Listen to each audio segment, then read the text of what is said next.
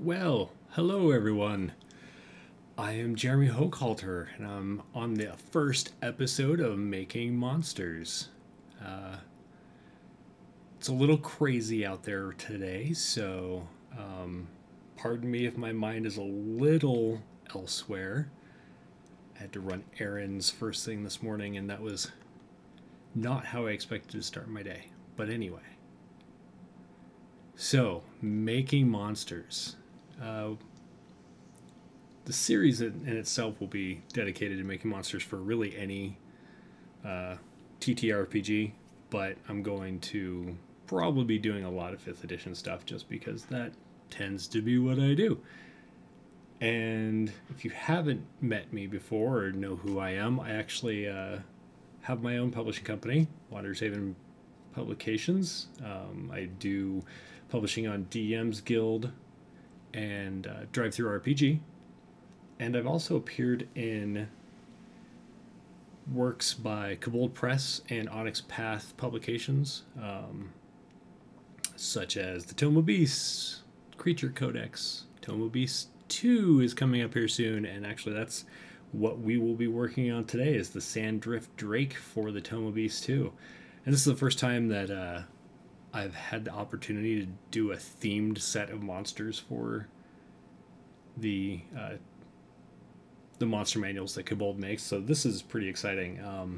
In case the background and the snake in the corner doesn't give you a hint, the theme that I'm working with is the desert. So I can't give too many spoilers, but the monster today is going to be a dragon that lives in the desert, and it's a drake. So this is just my take on drakes, and it seems to fit and gel well with everything else that I've done. But drakes are essentially lesser dragons. They tend to be less intelligent. They're not typically as powerful, and they're not the dragons that you really think of when you think of fantasy dragons, as far as, treasure hoarding, talking, magic wielding dragons. If you've seen the movie Reign of Fire, the dragons in there are closer to what drakes are in my mind, where they don't talk, they're beasts, they're magical beasts, but with 5th edition rules they're still considered dragons. So we'll just talk a little bit about what is it to create a monster. What do you have to do? It helps to have a template made up. So this template that I have here, I've already laid out for the Sanddrift Drake. This one was supplied to designers that were working on Tome of Beasts 2, which is awesome. But it looks a lot like the typical template that I have for my own stuff as well. So have the name up here and here, because when this goes to print, the layout people will take this section and it'll be separated from this section down here, which will be in a box. So you end up doing this repetition of their name. This is the stat block, and this is like the creature background, description, like the lore of it that you want to share with your players and DMs. So, description of monster. And I don't always start at the top and work my way down. In fact, often I come back to lore and all of these other things last, once I know everything that they're doing. Then I can really fill in the what do they look like and all of that next or last. If you notice the image of the snake in the top left corner, it is very much a inspiration for where I'm going with this drake. Let's just do a quick monster description. I might come back and change this later, and my keyboard is loud, so I apologize. But the Sanddrift Drake is a 25 feet long serpentine drake, but it has legs too. I don't want to confuse it with the Behir, which is another creature in D&D, which is a six-legged serpent-type creature, but the Sanddrift Drake does have legs. It is able to climb. So actually, let's do that. Let's go down, and we'll start with speed. So let's give it a base speed. It is a huge dragon. So if you look here, huge, which means it's going to take up a 4x4 square on a battle map. Usually things that are that large move faster than a typical humanoid, which moves at 30. So we're gonna start with this guy has 40 feet of movement on the ground. He can't fly. He doesn't have wings, or it doesn't have wings. It does climb, however. So most creatures that don't have a climbing speed, the general rule is that you move half of your ground speed when climbing. Because this is a climbing creature, it has a special ability to climb at a faster rate, and we're just going to keep it at 40. In addition, this guy can burrow, and he's going to burrow at 40 as well, and that may change. The other thing is, don't be married to what you begin with. Once it goes through playtesting, once it gets edited, once other people are looking at it, they're going to catch things that you're not expecting, that you didn't even think of. Or if you did think of and you were like, I don't know what direction I want to go with it. I need other eyes to see it. What do other people think? That's always a great way to really know your monster's on the right track. Don't assume it's golden right out of the gate. So anyway, so let's see, we've got a 40-foot ground speed, it burrows, and it climbs at 40 feet.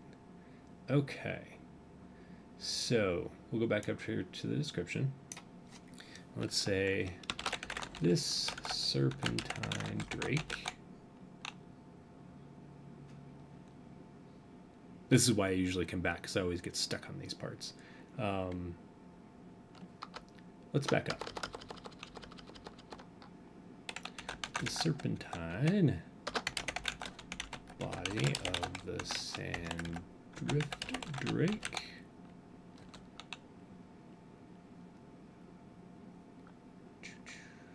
blends in with the desert sands.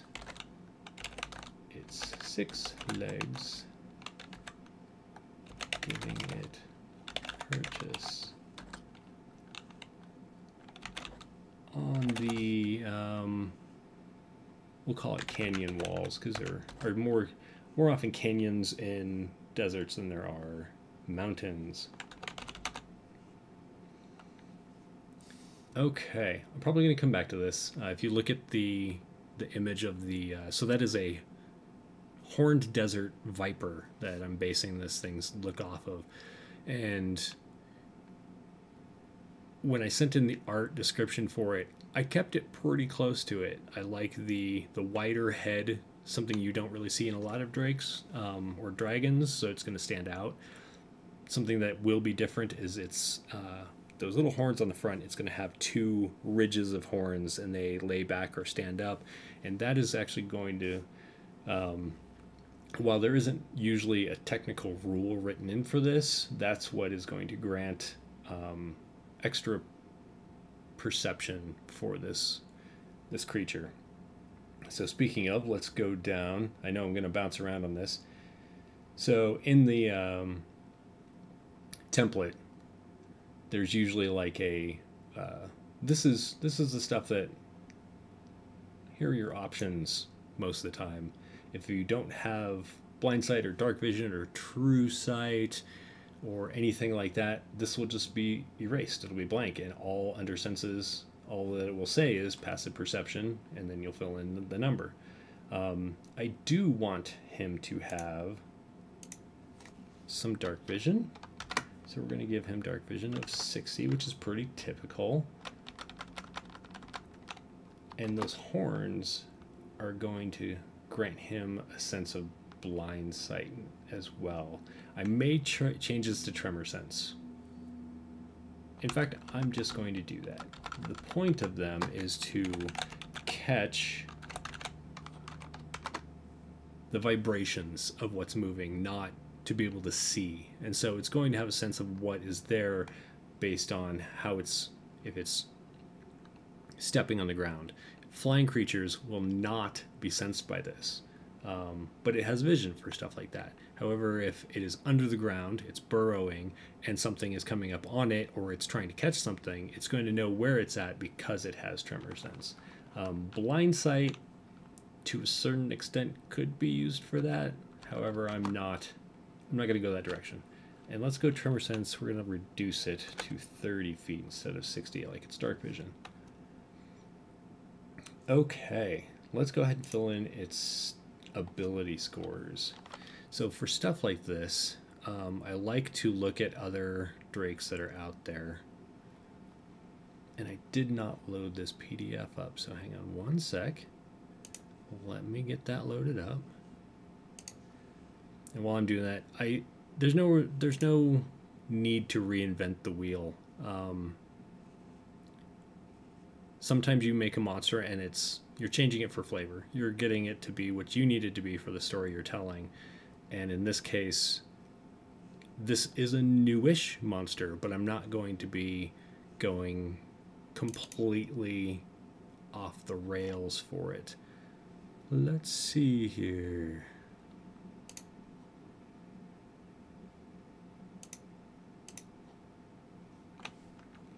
Of course, the one that I forgot to load up is the one I need first.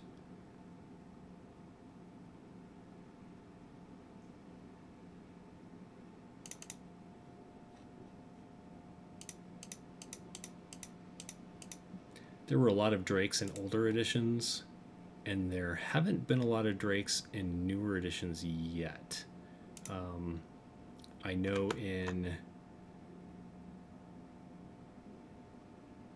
You know, I thought I had this PDF so I could show you guys, but I don't see it. In the Rise of Tiamat, the series, there were drakes in there, and I actually don't see them here in the actual monster manual. Maybe I'm missing it. Give me one sec while I step to my library.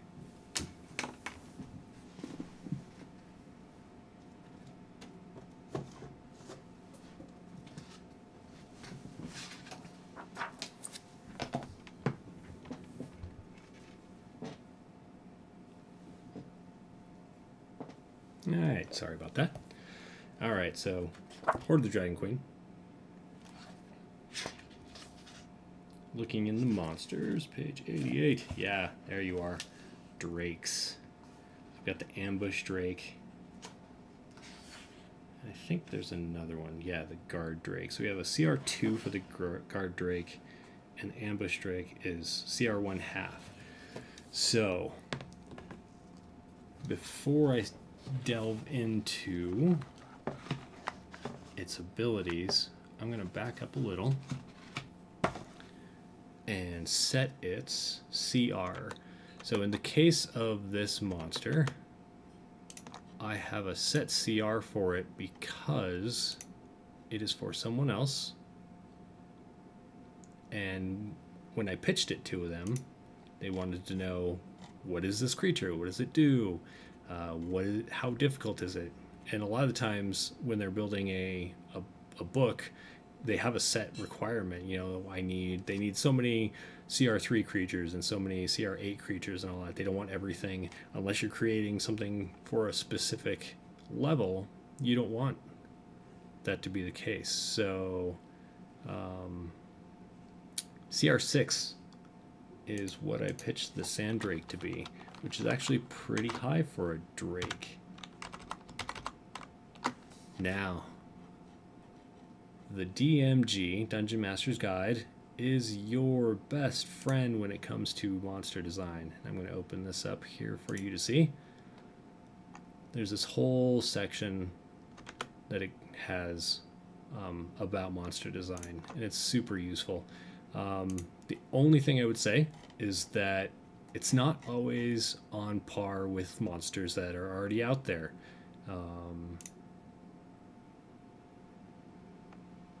It's a good starting point, though. So, on page 275, you have this experience points by challenge rating chart. And for a CR6, we've got 2300, I think. Yep, 2300 XP. Awesome. Languages.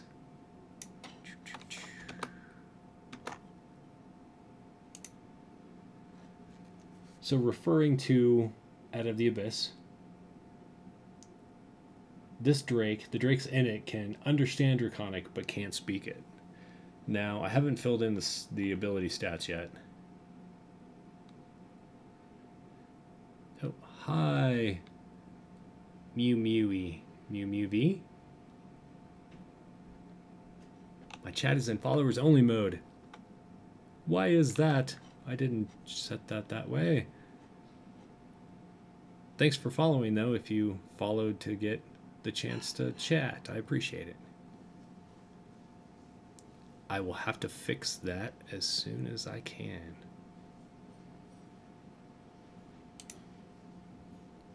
Do.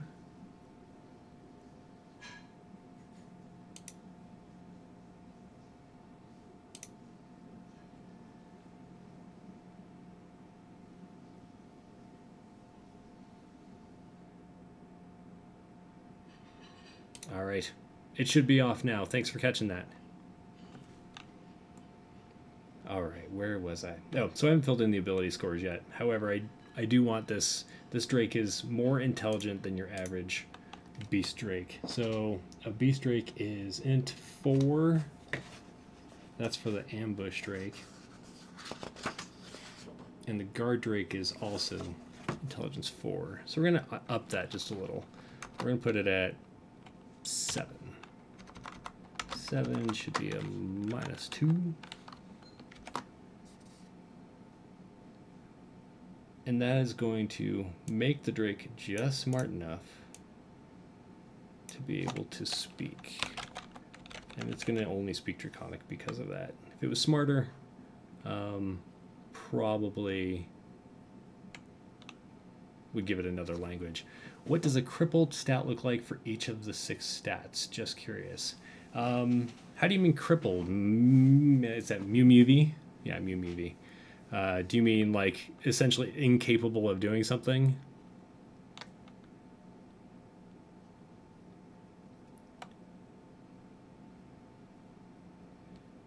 Yeah, so when a creature reaches a 0 stat, it's usually dead. So if you have creatures that remove stat, like ability scores, which I think the Shadow is one of them, if a creature reaches 0, it usually just dies unless the rule says otherwise. A 1 is going to... There isn't really a lot of hard line rules for this in 5e.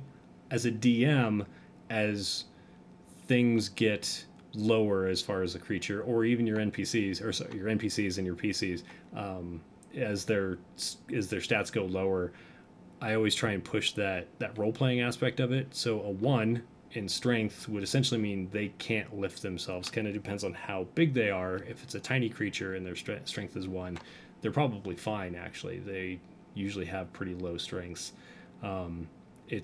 There's a certain scale to it. If a huge creature has a strength of 1, it probably can't move. It's probably having a hard time breathing. Same with like con. It's just so out of energy. It's so out of it feels sick. Whatever it is that caused that con loss. There aren't really any creatures out there in 5th edition that don't have stats above a 1. In older editions, they had like undead didn't have con. They didn't have a health because they're undead. Same with constructs. Let's see. Yes, absolutely. So now I imagine a character with strength of one crawling on the ground with ice picks. Yeah, you're just trying. If you were that character and you were trying to get somewhere, you're not able to walk. You're just trying to crawl along or just roll in that general direction. Hopefully your teammates will help carry you where you need to go. So let's finish up with the ability stat block. When doing strength and dex, you have to be careful because let's go back. I'll show you the chart that's here in the DMG.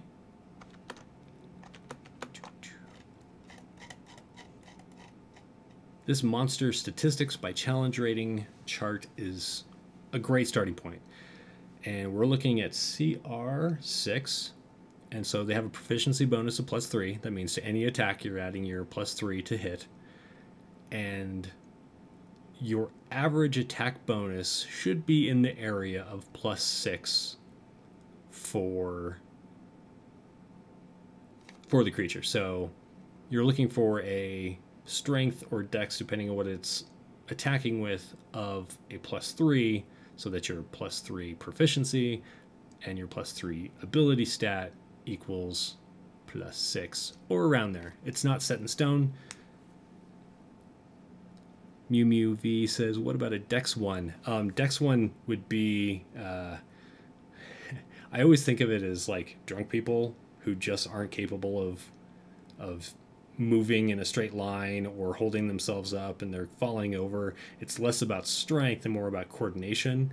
It would be very difficult for a creature that's been reduced down to a Dex 1 to move forward in any proficient kind of manner.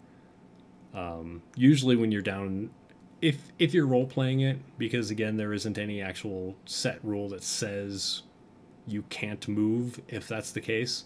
If you're role playing it and your DM is role playing it, then you need help to do pretty much anything when any of your stats hit a 1. Charisma is that weird stat where it's like, I am so weird looking that I can't do anything. And it's not really the case. Charisma also is will, which also is wisdom, so it's this weird go between in 5th edition. A lot of like older editions with their will save,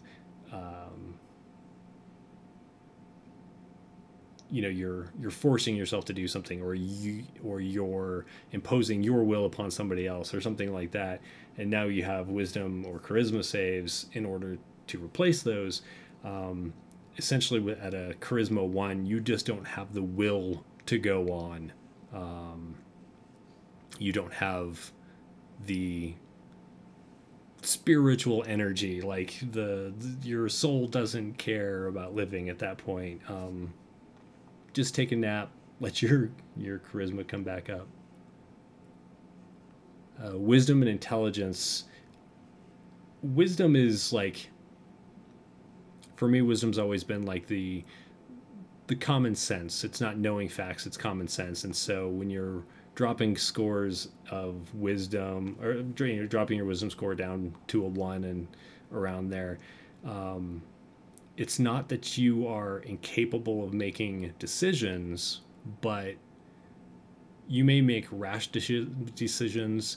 The facts may not mean anything to you. Even if your intelligence is, 19, the facts that you're being told don't matter to what you want to happen. So decision making is impaired when I'm running my characters or when I'm running NPCs for a game. And intelligence, that one's a little easier because it's not necessarily becoming a blathering idiot, but you may lose the ability to speak because you can't remember how to form words. You may be very forgetful for the time being. There are real life analogies to that where, people get hit in the head and they forget things, and their mental processes are just a little slower while they're healing, or even if they have permanent damage, you could say that that person's int score just went down. Even if they are still smart, it may just reflect that damage. Yeah, it could just be caveman level. Language would definitely be a difficult one. I know that there's a pretty hard line as far as the cutoff between what can speak and what can't. I don't remember for sure what that is off the top of my head, and I'm not going to spend the time right now to look it up, but I usually aim for around 7 if I want a creature to speak, and anything below that is very difficult to to make themselves understandable by words, if they're capable of forming words at all. So, going back to the abilities, if they you want your bonuses to kind of line up so that you're adding in that bonus to their proficiency bonus to get about the attack bonus for that CR. So we're aiming for around a +6. This Drake is not going to be strong whatsoever. So let's go back. I'll show you that. So for this guy, I'm going to give him a...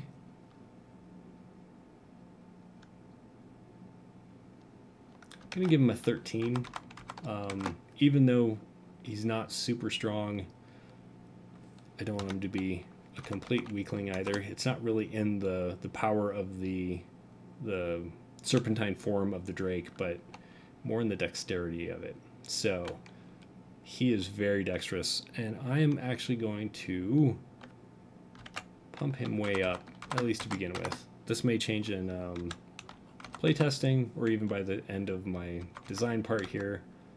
Con. Just going to reference the other Drakes. The CR 1/2 Drake, the Ambush Drake, was a 14 con, and the Guard Drake is a 16 con. He was CR 2. I don't really need to pump him up much more than a 16. We'll do 17, just cause. That's a +3. Got our intelligence, wisdom. So wisdom comes into play with skills like tracking something by survival, being able to tell what another creature's intention is with insight. I feel like these are more base instincts when it comes to beast-like creatures, and so I'm going to give it a decent wisdom. We'll give it a 15, and then we're going to give it some skills in a moment. Charisma. The other Drakes are 6 and 7. Yeah, that makes sense. They're not really will imposers. They're not trying to convince you of anything. They're more hunters. So there's not really a reason for it to have a very high con or charisma. So we're gonna give it a 7. UMUV, your question is, if your con drops, does it affect your max HP? Yes, absolutely. It's like one of the only rules in 5th edition that when you have a ability drop, that it affects you retroactively. So your max HP goes down every time you lose that next tier down, and that lasts until you get your con back. And with stat damage or ability damage, there's not like a hard rule as far as when you get that back either. So it could be permanent damage depending on how you create your creature. A lot of times when I'm writing a creature, I'll add the rule in if there's enough space with the word count, just because. And that's the other thing, is when you're writing for someone else, word count is really important. When you're writing for yourself, word count is still really important, but if you can make it work, that's on you. But when you're sending writing in for another company, stay within their word counts. So sometimes your extraneous information gets cut. It just happens. Yeah, absolutely. You definitely want a low word count BMUV. Oh, and you ask how stat damage is restored. There's also, let's see, I can't remember if Greater Restoration actually says anything about it, but I've allowed that as a DM. I also, unless the creature says otherwise, I either have, usually with stat damage, I have it be like a point per long rest, unless it says otherwise. And that's kind of a homebrew thing, I think. I don't recall there being an official rule about that, but I have to double check it just to make sure. And if you ever, when you're creating monsters, if you ever are like that, where you're like, I think this is the rule, double check. When you have ability score damaging creatures, that's super deadly because a barbarian may have 150 hit points and he's doing damage reduction, which means he essentially has 300 hit points, but he only has a 11 intelligence. And if your creature is doing 1d4 of intelligence damage, he's gonna potentially last for 3 rounds before you kill him, and that's super deadly. And so keep that in mind when you're creating your monsters. The point isn't to straight up kill your players, but to give them a challenge that they can survive, but feel, this is my take on things, but feel heroic about it. Not everyone just wants to run around and kill goblins all day. Although goblins at lower levels, like even a lot of goblins at higher levels, still can be nasty creatures. MewMeV asks, what level do I usually throw stat damage at people? For me, because it doesn't matter as far as the level that you are, your stats don't typically go over 18 no matter what. So really any level is okay, but just be cautious with it. MemeV says, yeah, no juiced TPK character should be only for essentially NPCs. Yeah. All right, so we have our ability scores. And your dex is going to set your armor class. So just off the top here, 14 is its dex. However, look at those scales on that snake. Those are natural armor. And I am pretty sure, let's go back to our DMG. For CR6, armor, your goal armor class is 15. That's not bad. I'm going to go a little higher with this guy, simply because he already has a 14 just from his dex, and those scales are pretty awesome. We're just going to give him a 17. Again, that may change. I'm going to come back to hit points because there's an important part of hit points that changes. We can go down and do that right now. Damage vulnerabilities. We're just going to erase that line. Unless it has a thematic purpose, don't do it. Just don't use vulnerabilities because it just adds more. It slows things down to an extent. On one hand, it may speed things up as well, but design-wise, I usually avoid vulnerabilities unless it actually has a specific purpose. If you have a creature made out of glass, out of stone, crystal to an extent, thunder damage makes sense that it would be vulnerable to. If you have a creature made out of ice, fire damage, it makes sense. A fire creature may be vulnerable to cold damage. Even though this creature lives in the desert, it isn't vulnerable to cold damage. So we're just going to leave that out. Damage resistances. Now this one I am going to add in, and this is partially because it lives in the desert, but more because it's a dragon. Most dragons, dragons are magical creatures. They are not... MewMeV says, have you ever had murder hobos? Yes. Yes. Many, many times. And he says if you have an undead, it might be vulnerable to radiant. Yes, absolutely. Some, especially like shadow undead, things that are physically not flesh or have an aversion to sunlight for some reason, radiant damage is usually a vulnerability for those creatures. Absolutely. So yeah, dragons are magical creatures, and so they tend to have resistances that a regular creature may not have. In this case, or immunities. In this case, I'm going that the Sanddrift Drake is immune to fire. Sorry, resistant to fire, not immune to fire, because it lives in the desert, but it doesn't live in the plane of fire. It doesn't have anything that would have caused it to build up a tolerance, and even magically speaking, to make it immune to it.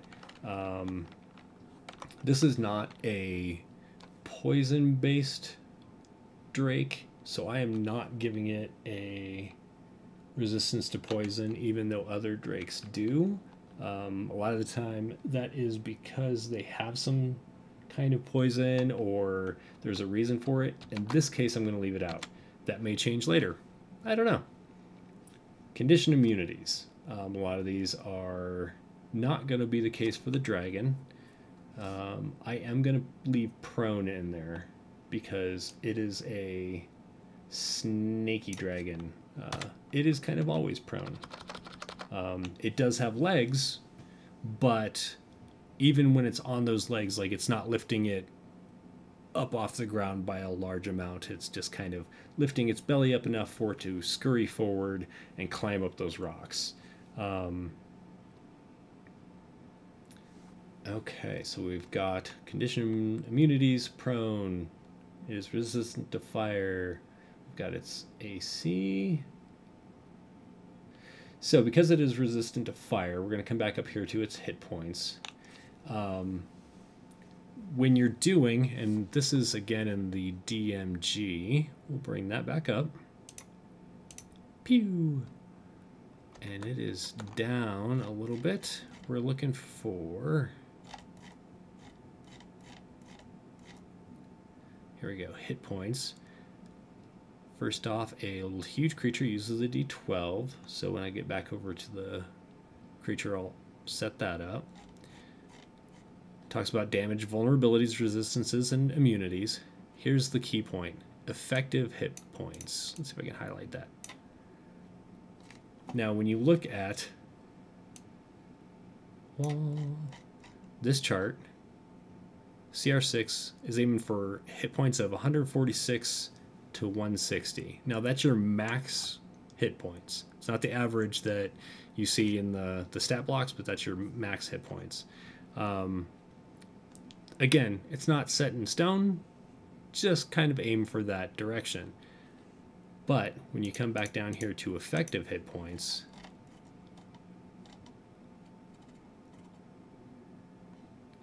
this chart is great. Effective hit points based on resistances and immunities. So, especially with things like fire.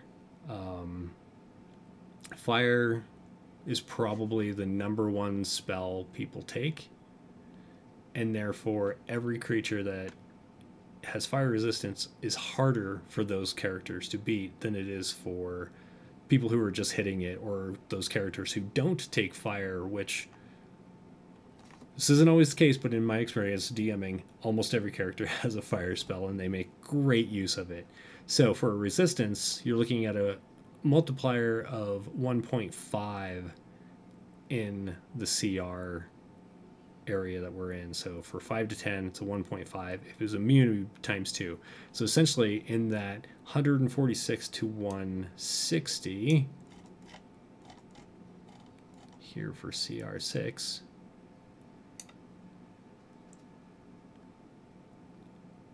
with immunity, you're looking at, 292 hit points to 320 hit points, which is way beyond the hit point range for a CR6. With the 1.5 multiplier, let's see, so 73, you're at 229, so around 230 to 240. is what you're aiming for. Well, I mean that's what it would effectively be.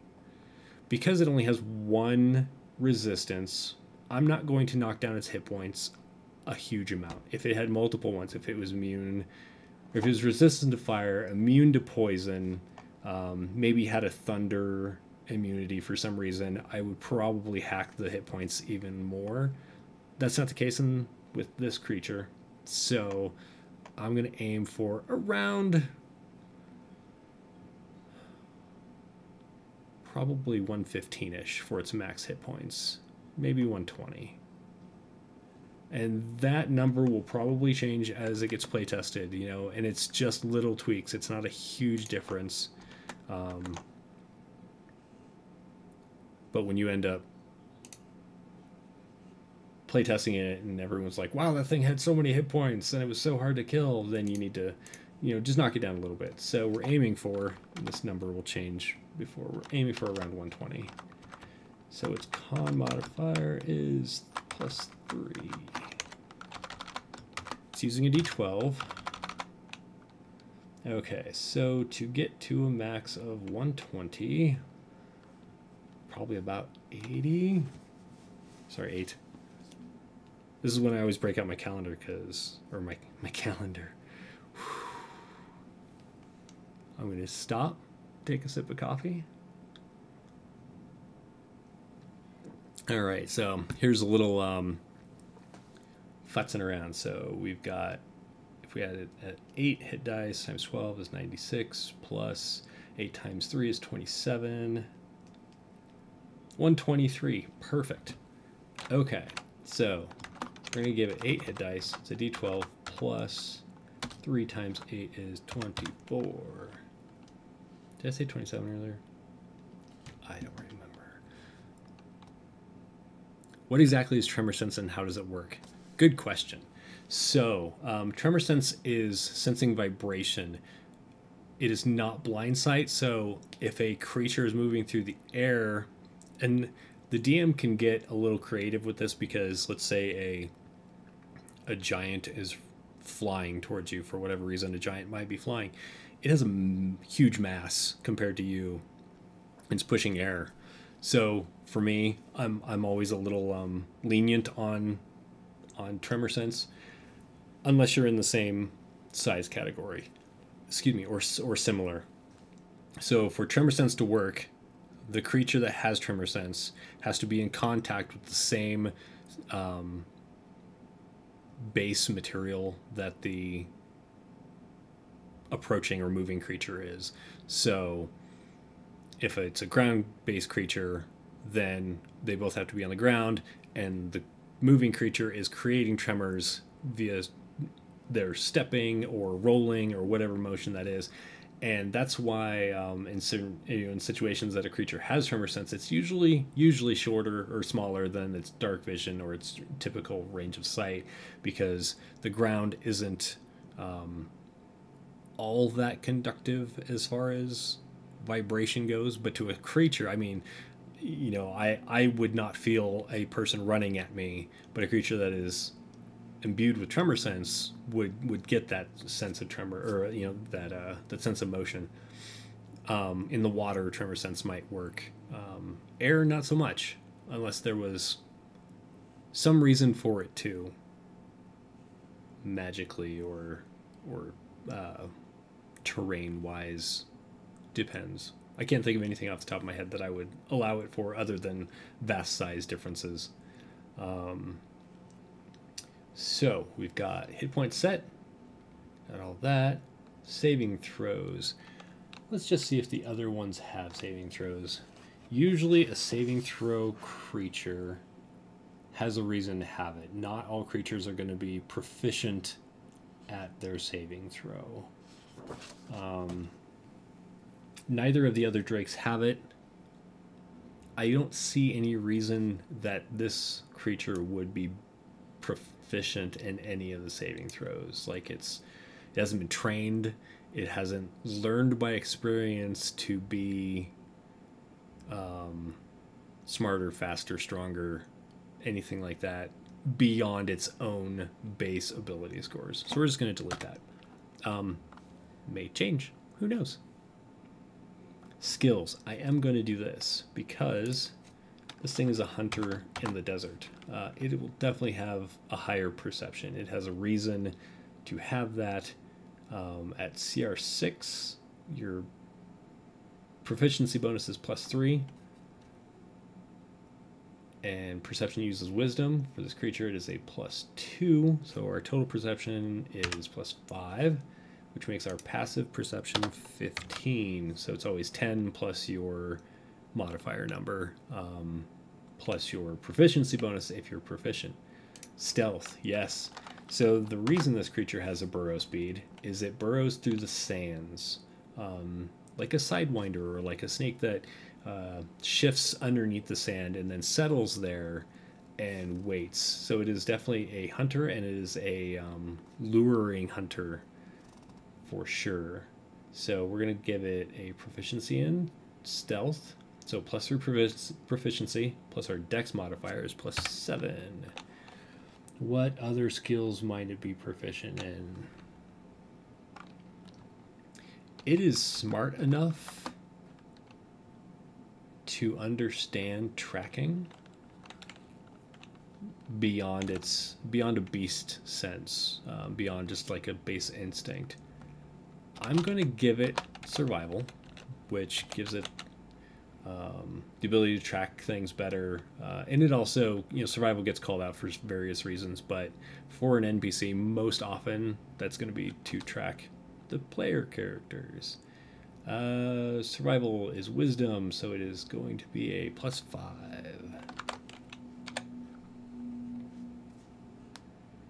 Yeah, so MewMeV says if it burrows, it might have tremor sense to see its prey. Exactly. So that was like the initial reason that I gave it tremor sense, is because it has those horns on its head. And actually reading about that snake, the horned desert viper, they're not sure, scientists are not absolutely sure what those horns do, but it is, one theory is that it does help them hunt, that it allows them to perceive in a manner that in D&D terms might equate to tremor sense. Probably not blind sight, and so I didn't go that far with it, but definitely makes sense to me that because it is a burrowing creature, it has those little sensors, it has tremor sense. Okay. I wrote this one earlier because I was going to forget it. Earth elementals have an ability called Earth Glide, and it allows them to burrow through non-magical earth, and I think it's unworked earth, and certain ones can do stone. I don't think all can do stone. I'd have to double check that. Don't quote me on it. And leave that undisturbed. So with this snake, with this serpent dragon, it's going to be able to burrow under the sand and then move under the sand in a manner that you can't really see it coming. That's going beyond the natural side of things, where if a sidewinder is moving under the sand, you kind of see that displacement of the sand. That's not going to be the case here because dragon. So the dragon is a magical creature. It has a little bit more of an advantage than a typical snake does.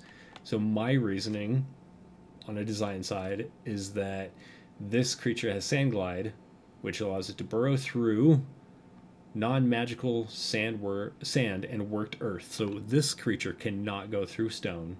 It can't burrow its way through walls and such, but it can definitely go through sand, which is super loose, and worked earth, so like tilled fields, things that aren't hard packed. You're not going to run into that a whole bunch, but it might be out there. Also, like farming fields would be a good example, but anything that is like a planter doesn't usually have worked, like compressed soil in it. It has like a loose planting soil, potting soil and stuff like that. And so this creature would have no problem coming out of your pots if it was that small. And while this creature is doing so, the Drake doesn't disturb the material it moves through, which means that when it's slithering through, no one can see that. However, a creature with tremor sense would probably be able to detect it. So this area here are traits, and these are the abilities that do not require an action. Most of the time, sometimes they say it can do this as an action, but generally speaking, you're not going to put an action up here. So this Drake, one of its traits is that it can do this burrowing. Another trait, I don't have a whole bunch for this creature. Oh, there is actually. There's a camouflage or something like that for other creatures. I'm going to look up a creature with camouflage real quick.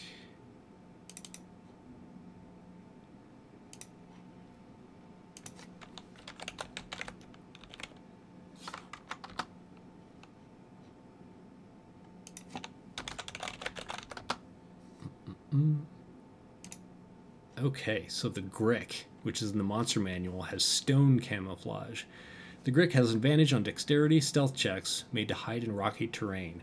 Perfect. So, what we're going to do, make sure you can all see this. Yep. We are going to give it, because there's another trait called sand something, sand glide, I'm going to name this one Desert Camouflage, just to keep it from being sand this, sand that. But then in the description, I will clarify.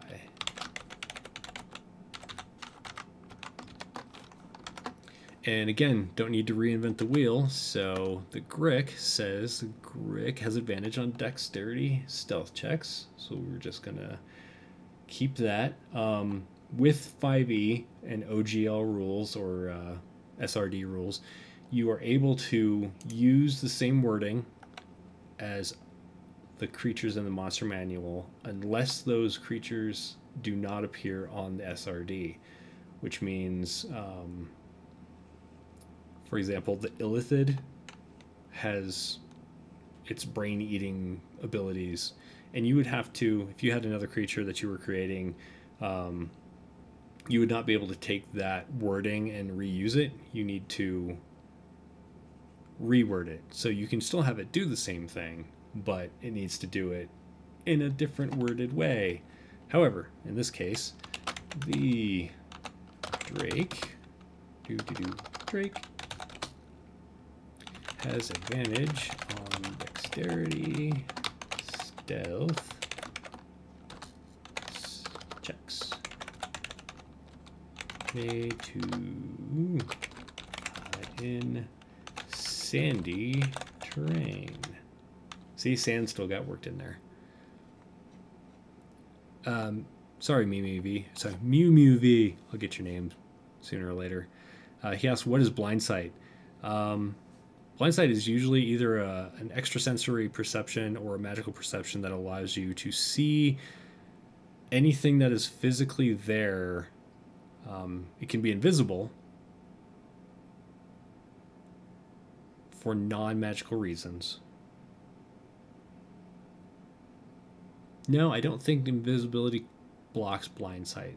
Essentially, you're able to tell. Blind sight would kind of be like tremor sense for the air in a magical kind of way. True sight is the only thing that goes above that, and that's the thing that like reveals invisible creatures for like as they truly are, shows the true form of things.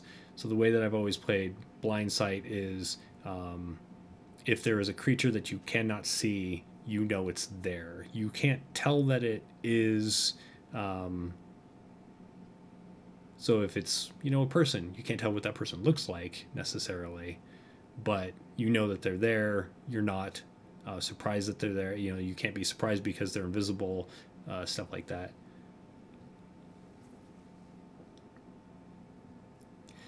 Mew V, I totally understand. Money is a thing, and sometimes you just gotta, you know, get things when you can, but that's the awesome thing about 5th edition is there are rules out there that you get to use without having to buy the book, and I think that's awesome. So it invites a very wide audience rather than limiting to people who can only afford the books or are willing to buy the books and let their friends use them, or whatever. So it's awesome that there is a free aspect to it. Yeah, absolutely. There's a lot of e-tools out there that have the books in it, and what do I want to say here? Sorry. Using those is no better or worse than using physical books. Whatever you have access to, great. So I don't think that the Sanddrift Drake needs a whole bunch more as far as traits go. So we're going to move down here to actions. I guess I better make sure it's on the screen. Yep. Okay. So action name. So of course this thing is going to have a bite. A bite is always a melee weapon attack. And to get your to hit bonus, you do your proficiency bonus, which is +3 for this guy, plus the score that it is using to make the attack. Depending on your creature, it's usually strength, but your creature may use dex to do it. In this case, I am going to use dex, so we have a +7 to hit. Now, I just want to go back and reference this other... Oh no, I lost my page. That's all right.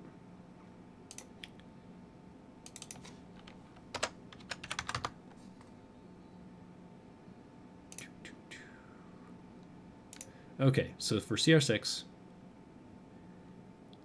your average attack bonus should be +6. +7 is well within the legal boundaries.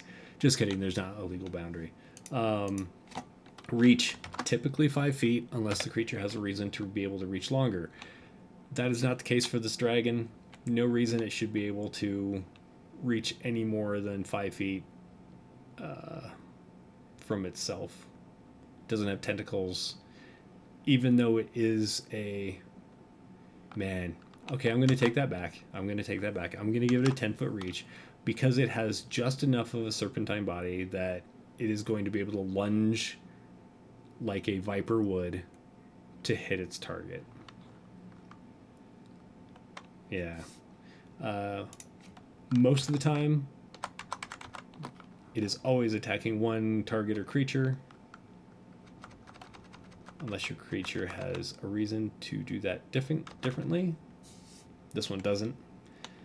All right, so we're going to check, just kind of compare. The bite of the CR 1/2 ambush drake does a d6 +1. That's pretty low, especially for CR6. So we're going to definitely pump it up from there. And the guard drake has a 1d8 +3 for its bite. But it also has multi-attack, giving an attack with its bite and with its tail. That's great. So what we'll probably do is add multi-attack, and it's going to get an attack with its bite and probably a claw from its clawed feet. But we're going to figure out the damage that this creature needs to be doing. So, damage output, or damage per round, is 39 to 44. Now, I'm going to just throw this out there. This number is the swingiest part of creature design in 5th edition. There are creatures out there that are CR a quarter, and they're supposed to do 4 to 5 damage per round, and they're dealing like CR2 damage. It's super swingy, and there's always typically a reason for it. It may be much easier to hit. It may have lower hit points. It may have some kind of weakness that the designer knows it's going out in the first round or two, and so it wants those 2 rounds to matter. So it may pump out damage. When I'm doing character or creature design, I tend to aim for the average for the CR with some give and take on either end, unless it has a reason to. So, average hit points, average armor class, average damage output. So we are giving this a bite and a claw attack. Claw.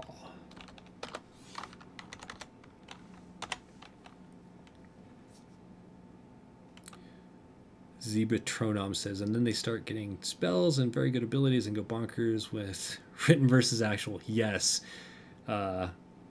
Written or rules as written and all of that really slows a game down. So when you're doing character or creature design, try and be as clear as possible, because someone's going to catch it. And by the time it goes to press, the best you can do is send out errata for it, unfortunately. So playtesting is your friend. Playtest as much as possible. Run the monster yourself. Send it to someone else to run it. Send it to as many people as you can to run it. Have them run it multiple times if they can, because the dice will always fudge a playtest in one direction or the other.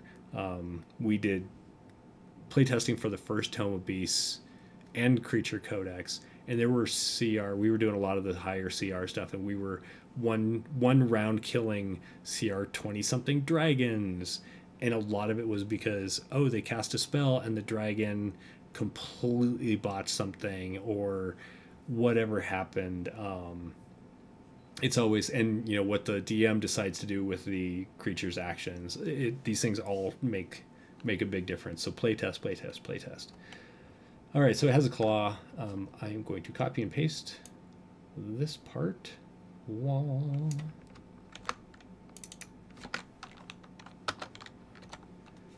It is also a melee attack. It's going to have the same bonus to hit because it's also using Dex. This one is not going to have a 10-foot reach. This one's going to have a 5-foot reach. You can only reach up and swat you if you're within 5 feet of it. One target, yep. And then for type of damage for claw, it is slashing. Bite is piercing. Especially with this guy because he's kind of snaky. I'm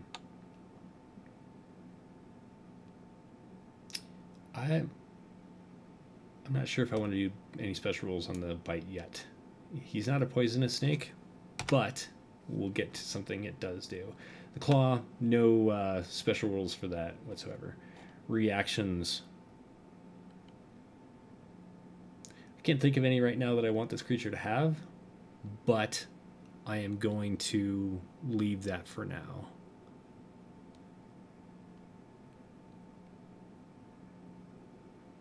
Let's see. Sorry, MewMeV.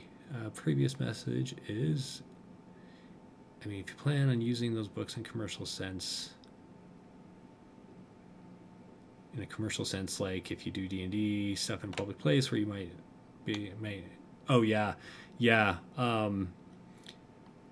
For years I was running, recently I haven't been, but I was running Adventures League at my local gaming store, and it is just rude to sit in a gaming store that relies on your money to be open and say, oh, I pirated this, or I'm using this thing that I didn't buy from you. On the one hand, that's kind of the case. If you buy your book from elsewhere and then you go play somewhere else, that's just you can't buy a book for every place you play. Totally understandable. But you should absolutely, yes, definitely buy your source material, especially if you're making money off of it or playing in a store. Be polite. That's awesome. Okay, so going back to its damage, we're going to bring up the DMG real quick. And by real quick, I mean kind of quick. CR6, we're aiming for 39 to 44 damage per round.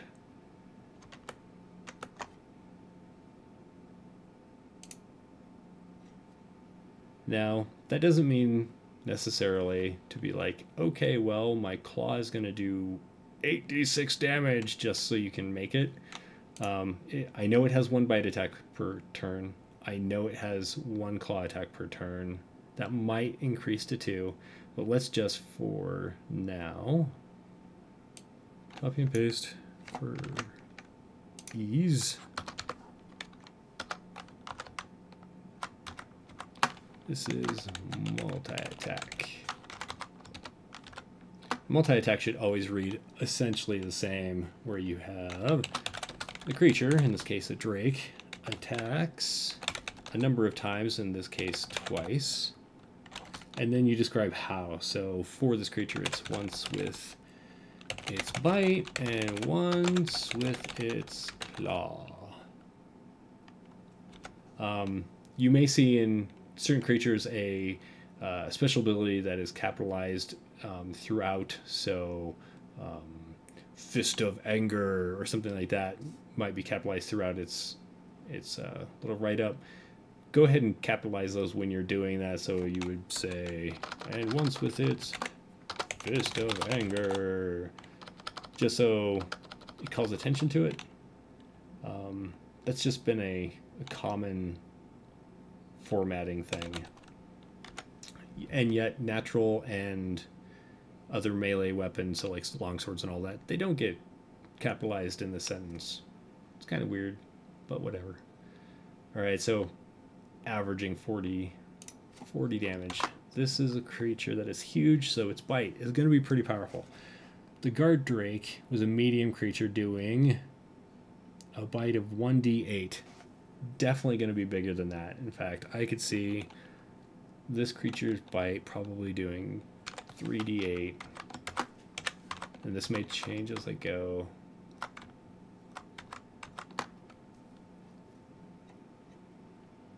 And we're using its dex, so plus 4. Not 54, just 4. Alright, so then you do your average. So average of, remember the average of a number in 5th edition is half the number plus 0.5. So the average of d8 is 4.5 times 3 is 12.5.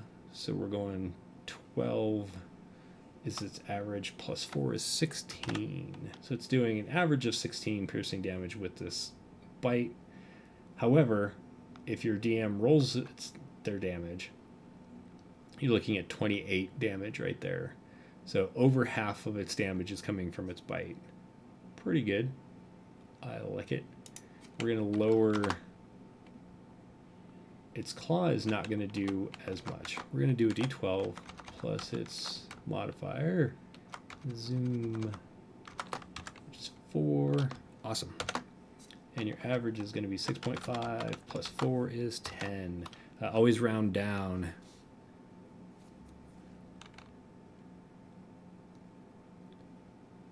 Zebotronum says things like the Catablee Plus has the mini disintegrate at CR5, but they have a certain medium damage, and if you're down, you just die. Yeah, Banshees are freaking horrid.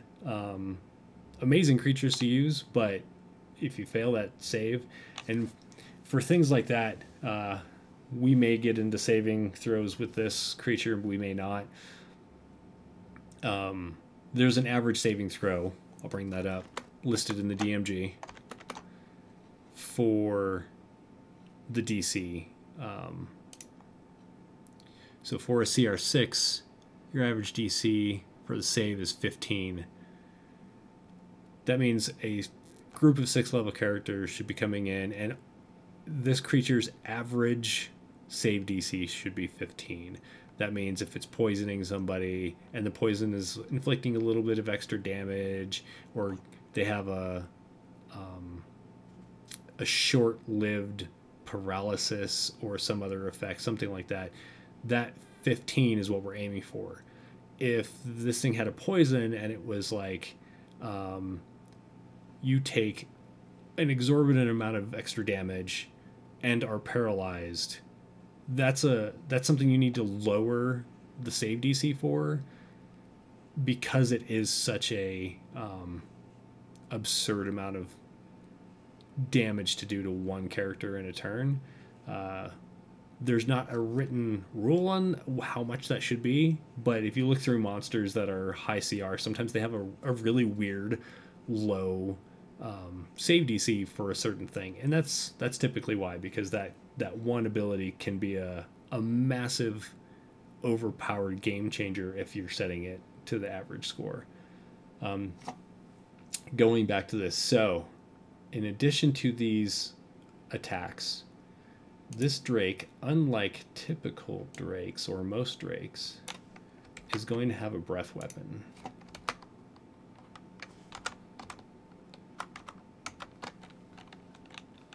And usually with breath weapons, if you have a breath weapon that is changeable, they can do multiple things, psychic damage and thunder damage, depending on which one they use. Usually just say breath weapon. In this case, it is not that, and I'm going to call it a heat wave.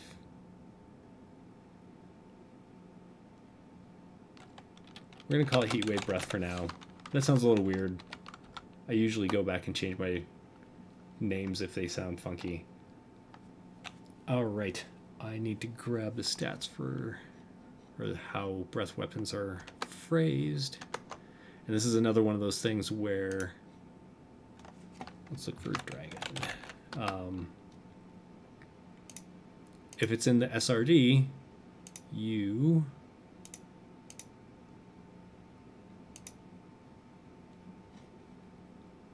page 91. It's in the SRD, you can use it again. Look, dragon. So this guy has a lightning breath. For this heat wave, we're going to say the dragon exhales a cone.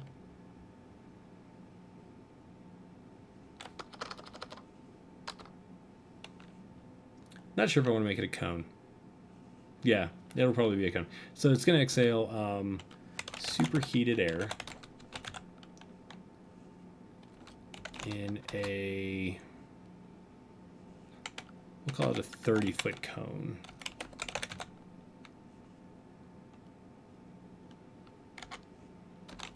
Each creature in that area must make a DC.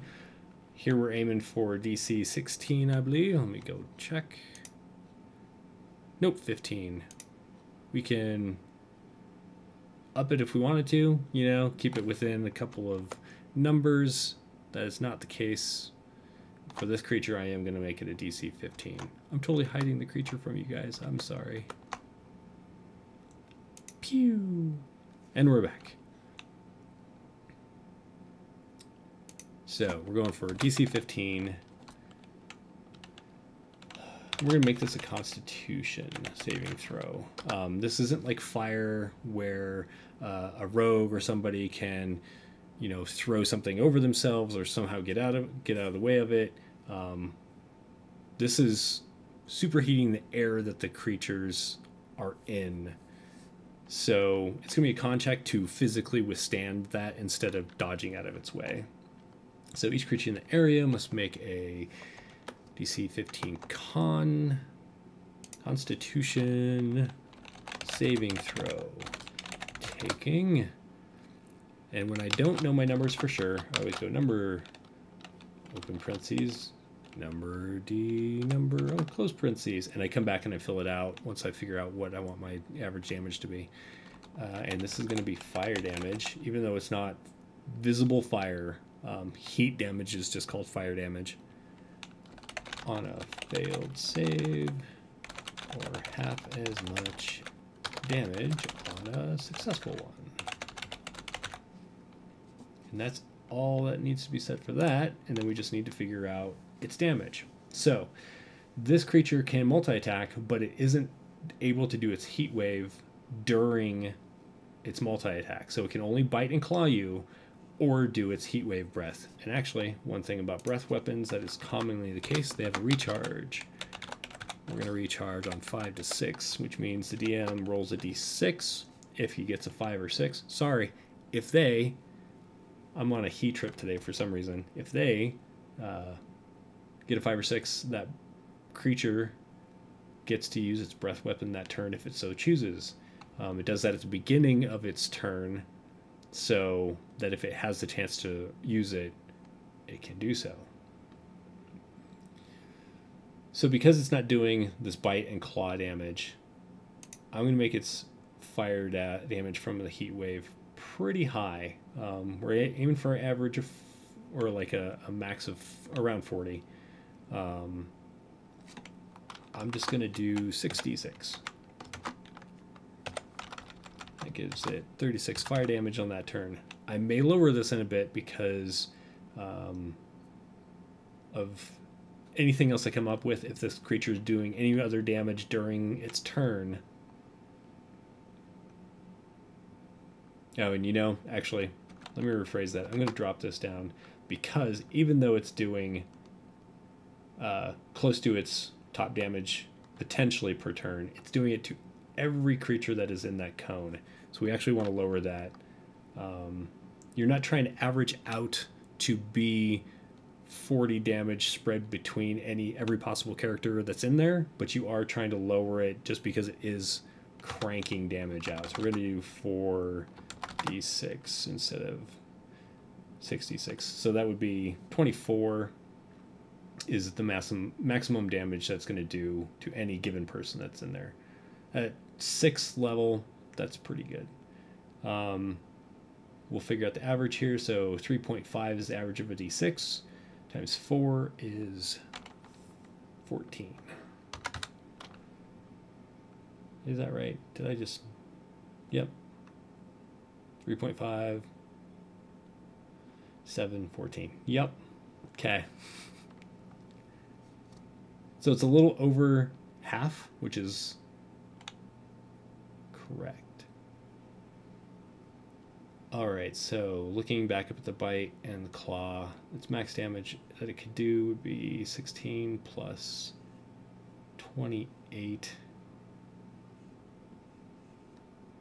That's 44. It's actually going over its max average a little bit. And because of that, I am not going to have it do any like special damage. It's not going to have any heat. No fire damage, definitely no poison damage for this guy. What are the rules for making you a style homebrew? There aren't really rules for making homebrew necessarily, but I would definitely use the Dungeon Master Guide. Go to page. I'll bring this up so you can see it. Bloop. And Dungeon Master Guide on page 274 is that monster statistics by challenge rating table, and then there's all of these adjustments and how it affects the CR, and therefore you kind of average things to end up with your final CR. In the case where you're creating a creature that you know has to be the CR, just build it off that CR, make tweaks in other direction if you need to.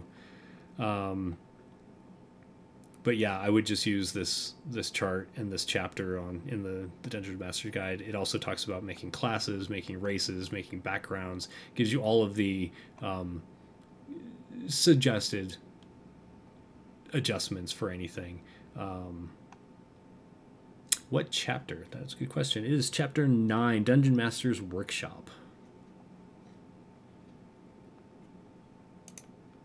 So going back to reactions, I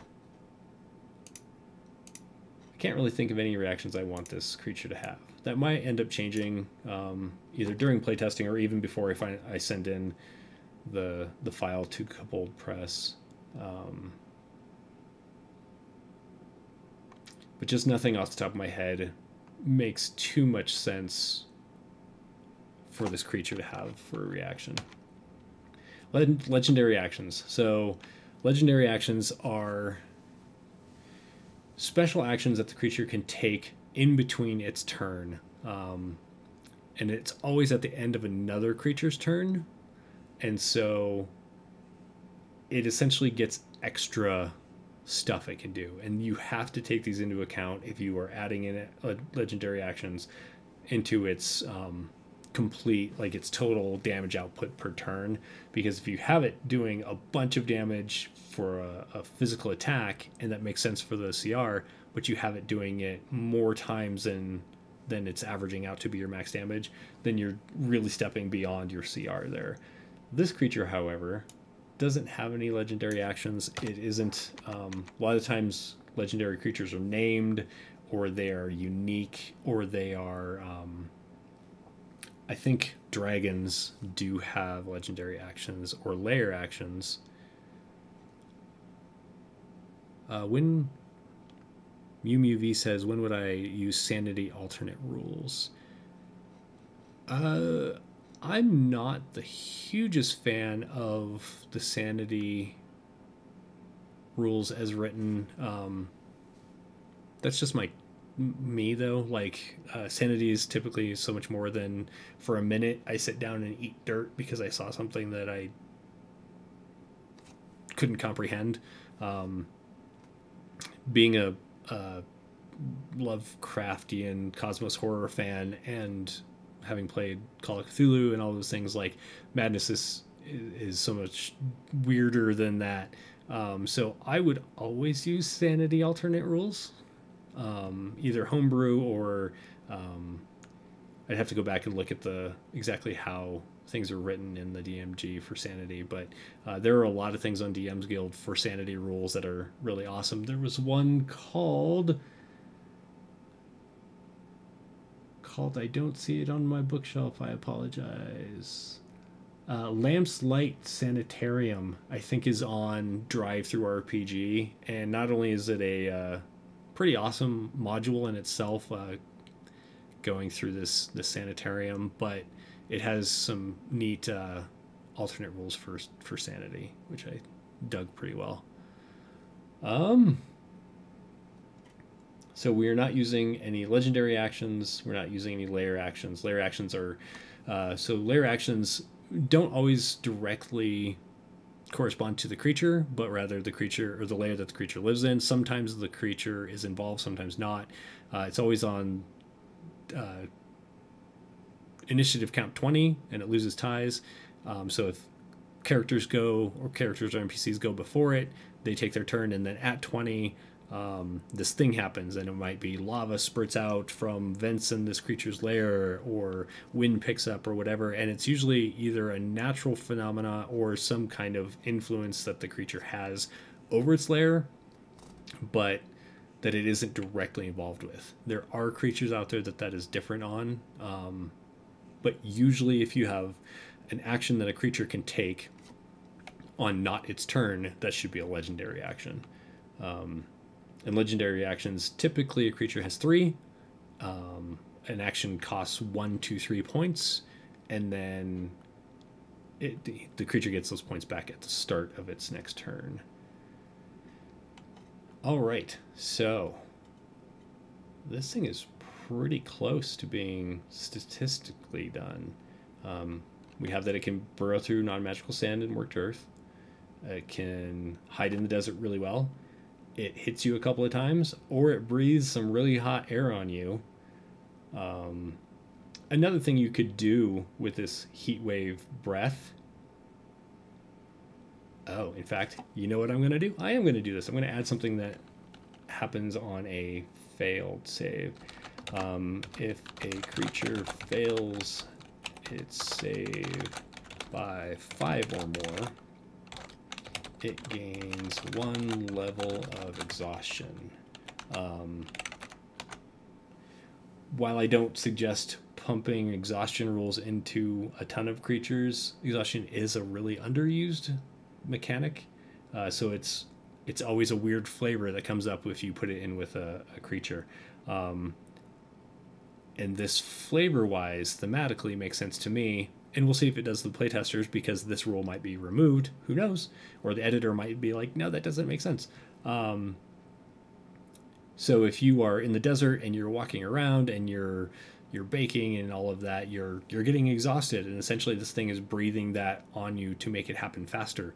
So you don't necessarily want to make it an automatic thing where if it fails it gets it, but if you fail your save by a lot, sure, that makes sense.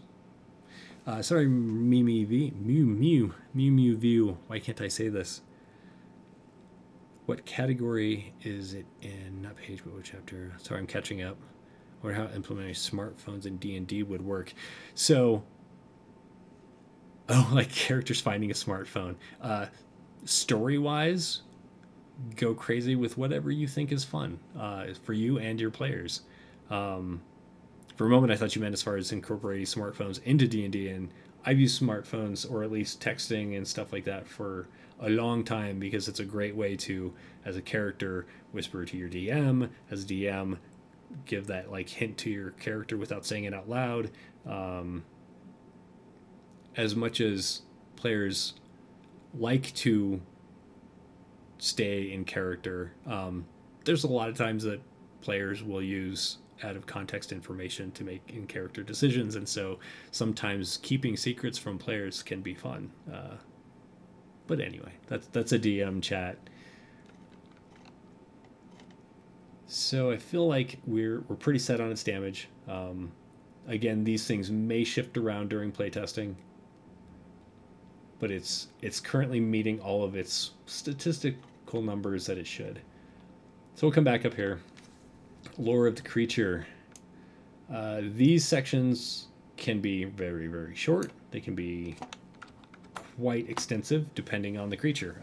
If you have a named creature that has a lot of history, I don't recommend writing 3 pages of text to fill that in.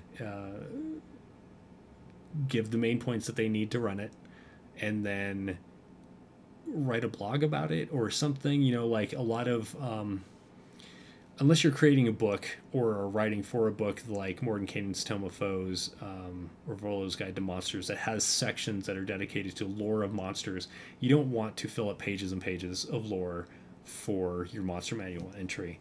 In this case, it's just a lesser dragon. So it's a lesser dragon that lives in the desert. There's a certain aspect, so this is being done for Tome of Beasts 2, which is Kobold Presses, and they like to flavor some of their monsters with Midgard setting stuff. Midgard is their setting, and so this will probably have a little Midgard side box, but I won't put that in this lore section. In the case of Midgard, I know because of what else I'm building, these Sanddrift drakes are used as mounts for a certain group, and that kind of stuff you don't need to put it in your general lore because it doesn't make sense if that group is not in the setting you're running. It's just extraneous. So if you do have setting specific stuff, and the DMG does this as well, I think they have like little, in Dragonlance this creature does this thing instead or whatever. That kind of thing can be a sidebar.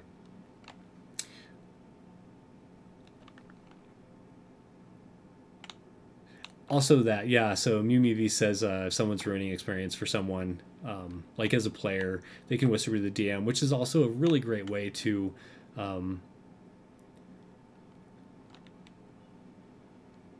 deal with things like an adult, I guess is the best way to say it. Maybe that's not the best way to say it. But essentially, like, rather than, throwing down at a convention because you're mad at someone's playstyle, if they're being rude or whatever, and the situation can escalate and ruin it for everyone, yeah, just text your DM, say, hey, this is kind of a crappy situation. Can we do something to deal with it? And the DM might have a great answer for that is something beyond that problematic player has to leave or whatever. D&D should be for everyone, but everyone needs to play nicely with each other too. So yeah, it's a give and take. So lore of this creature. Let's see. We're going to go with something like found in the hottest deserts The Sanddrift drake, not Sanddrift, is a I'm gonna go with cunning hunter that can essentially want to say hide itself. Sometimes I like to not say things in the general sense. That can we're gonna say hide itself beneath the, and again, got to watch that you're not repeating words. So I haven't used the word sands in this sentence except for its name, which is good. So let's go beneath the burning sands. Speaking out loud while I'm typing is actually a little harder than I thought it would be.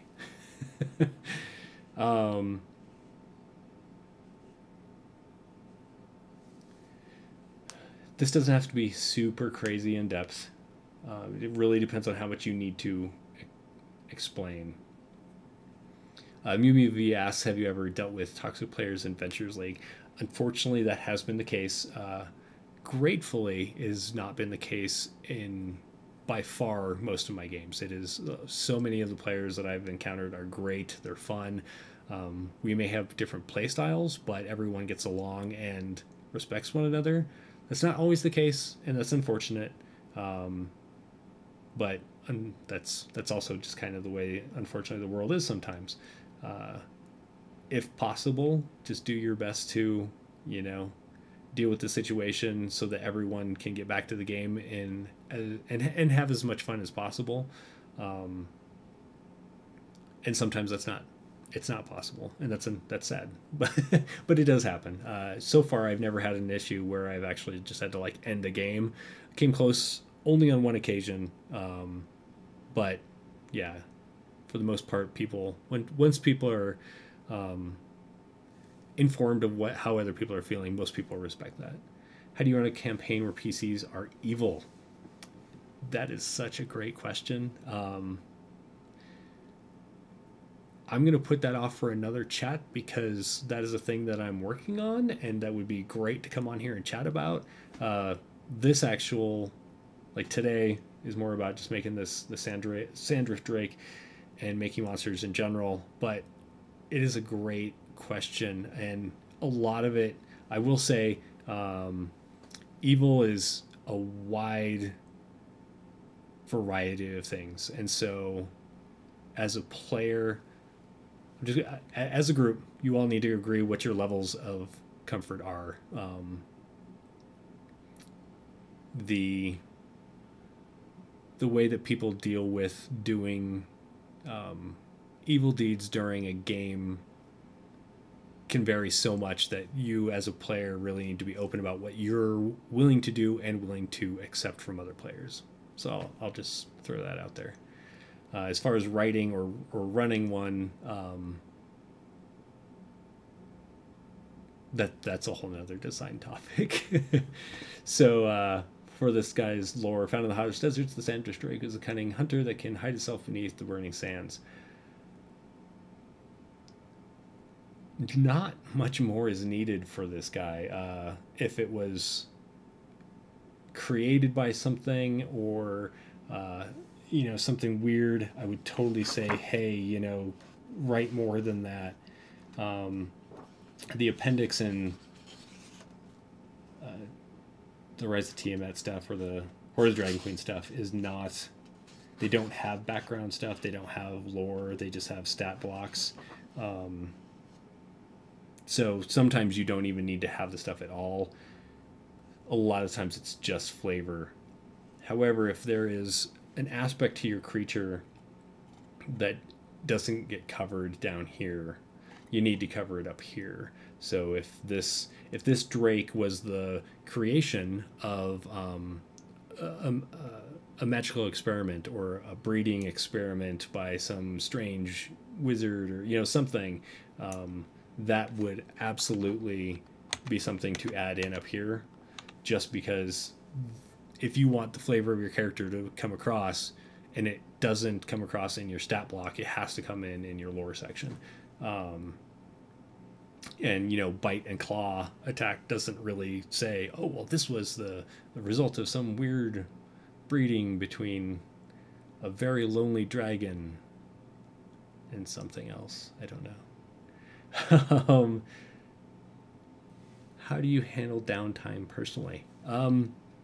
It's funny because downtime wasn't a huge thing until 5th edition, and even in 5th edition, it's such an underused. That's kind of like exhaustion. It's so underused.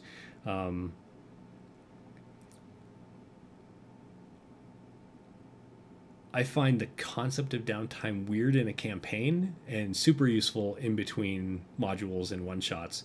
Campaigns, a lot of the times you're playing through most of your given days.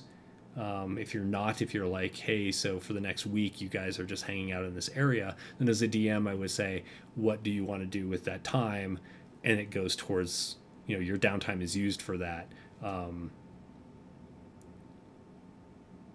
I don't, unless called for, I don't typically as a DM use downtime in a campaign, just because we are, just talking about it. We are saying, we're either playing through it or we're saying, okay, for the next week we're here and I'm going to go practice this and I'm going to go do this. And then I might reference the rules just to be like, okay, well, how long does it take to write a new spell? Well, it's longer than the 3 days that you're spending, or the week that you're spending, or whatever. And so you have now spent 3 days or whatever amount of time that they have towards that thing.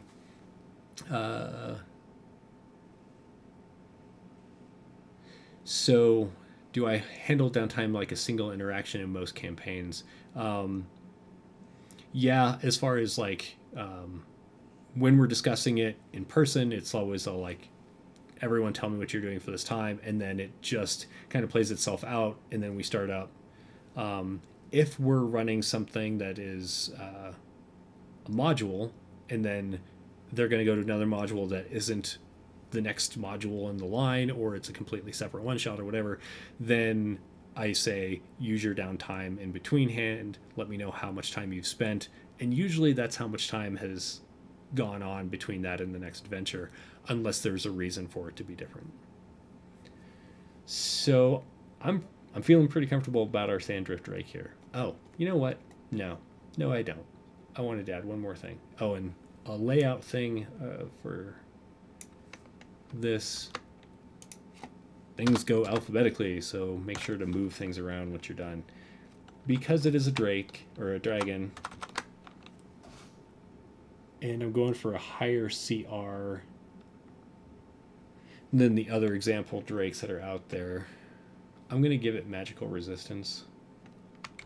Something I had in mind and I completely spaced it until just now. Oops. Magic resistance. The drake has advantage on... Oh, I need to check the wording on this just to make sure I don't get it wrong.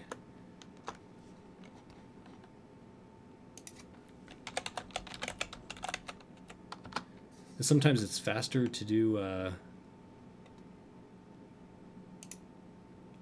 quick Google check on it, and then there's the days that is not the case, and so I need to find a creature that has magic resistance. So 5e. Oh, you know what? I have one open in our PDF, don't I? Dragon. Oh, he has legendary resistance.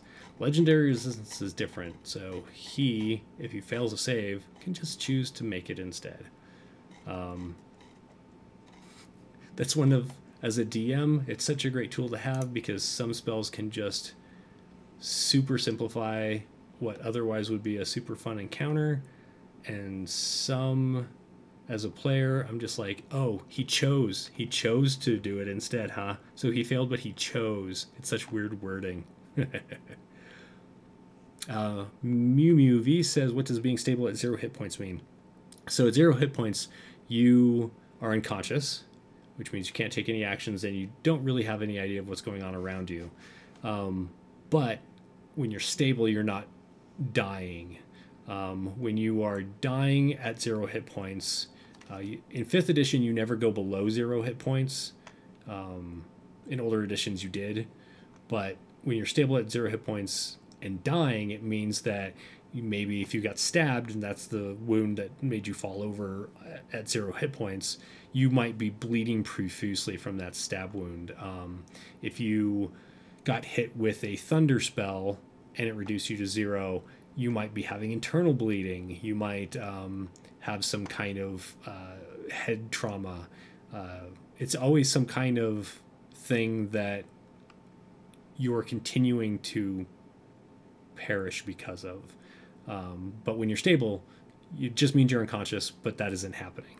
To become stabilized, either someone has to use magic to stabilize you or do a successful DC 10, I think, medicine check. But doing that does not bring you back to consciousness. It just keeps you at 0 hit points and stabilizes you so you are no longer dying. Once you take damage, you start dying again. So Mimi asks, so how do you end up dying in a state from psi damage?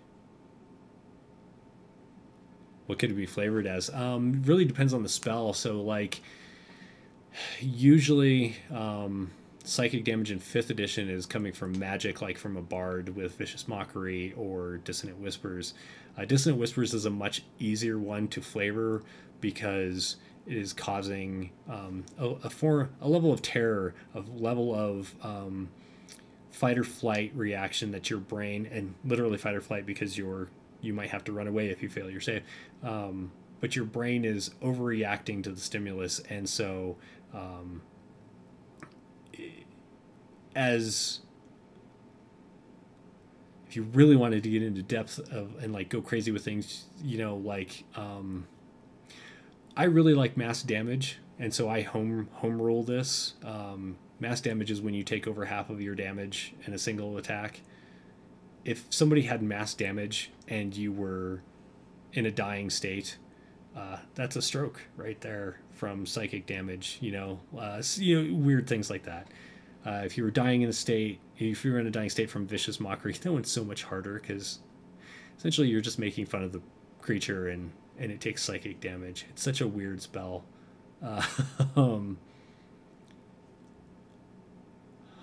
Without joking, I'm not sure I can come up with a valid reason of what you are doing when you're dying from taking psychic damage.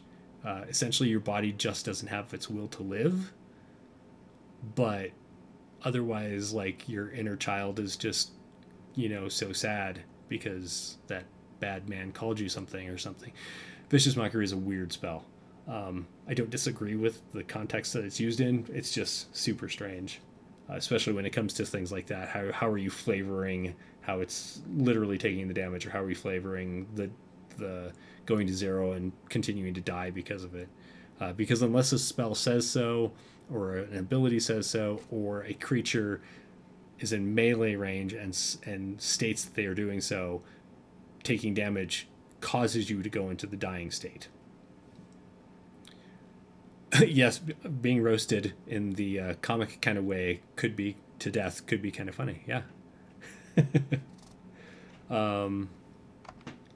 Okay, so we've given it its magic resistance. Nope, we didn't finish it. It has advantage on... I'm pretty sure it's worded saving throws against spells and other magical effects.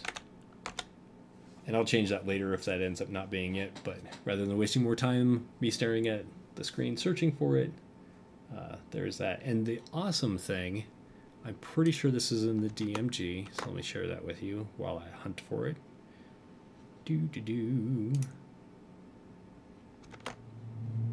There is a chart, pretty sure it's in the same chapter, that gives you all of these features that monsters can do. And it also shows you the example monster and the effect that has on its challenge rating. Let me double check on what magic resistance does. So it's increasing its AC by 2. So that makes me go back to my armor class on the creature. We'll go back and look at that. Actually, before we do that, let's scroll up. So I want to show you this part. Again, we're at CR6. Their average armor class should be 15. Now if we go back to the Sanddrift Drake over here, I boosted its armor class up because, you know, you can futz with things a little bit and not be too out of the ordinary. Like, there are some really swingy monsters out there. However, I went up by 2, which would give it an effective armor class of 19 because of its magic resistance. I think that's one of the swinger rules as well, but because that is the case, I'm going to drop its armor class down to 16, which means that it has a +4 from its dex and then just a 2 bonus from its natural armor. That means its effective AC with its magic resistance is going to be +2 is 18, which is still higher than the 15 average, but for the most part, it's going to be pretty okay once it goes into playtesting, I have a feeling. And if not, that's at the point that it gets changed. So that's really it for this guy. If I think of any other lore stuff that I might throw in, I'll do so. I need to throw in its Midgard setting lore, but because I was asked to only share one monster today from that, and that's okay. Because of that, I don't want to write this lore on camera so you know what other creatures it's tied to. Everyone needs a surprise now and then, so when Tomo Beast 2 comes out, you guys can check it out and figure out who's using these guys as mounts, because, I mean, really, who rides a giant 6-legged snake around? That's weird. But anyway, that'll be it for today's Making Monsters. Thanks everybody for coming and hanging out and chatting. I appreciate it, and I hope I answered the questions you had in a useful manner. Again, I could use some more coffee today, but I didn't, and I haven't set out a set schedule for Making Monsters as far as when I'll be doing this every week, but come join me, and not everything is going to be for somebody else. I have some NDA stuff that I can't talk about at all, and then there's some stuff that, you know, I don't want to share everything because then no one will have to go look at the book. But there are free monsters that I'll be sending out, and I have future plans for other projects. So join me when I go online next time if you can, and always feel free to drop me a message on Twitter. It's WHPubs. You can kind of let me know if you have any questions about monster design, DMing, all of that fun stuff. I've been around for a while, so I try to know what I'm talking about, but if not, then I usually ask other people to help out. So anyway, everyone have a great day. I will catch you all next time. Bye.